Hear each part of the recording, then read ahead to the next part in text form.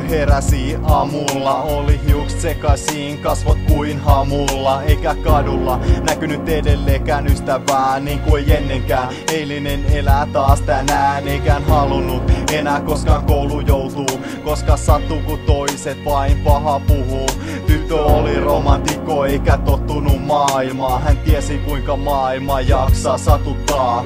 Taas hän kuitenkin lähti koulun kulkemaan. Yritti olla pienestä ettei kukaan huomaisikaan. Hän oli hiljaa joka ikisenä päivänä, ettei paljastaisi oikeaa itseään. Eikä opettajat huomannut kuinka välillä tyttö itki kun sattui käytävillä välkillä. Eikä millään jaksanut, siirtyi tunti uuteen. Kaikki ilo vaihtunut masentuneisuuteen.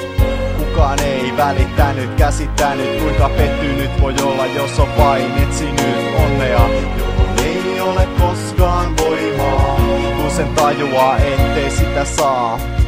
Kukaan ei välittänyt, käsittänyt kuinka pettynyt voi olla, jos on vain etsinyt onnea, johon ei ole koskaan voimaa. Päivä 2.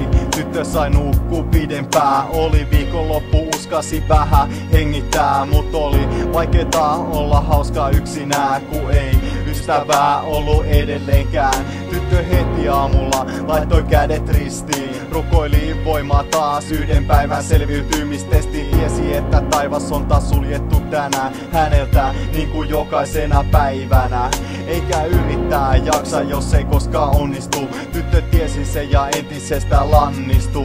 Hän tiesi ettei enää halunnut jatkaa matkaa ja kirjoitti kirjeen ennen itsemurhaa, jossa luki ei enää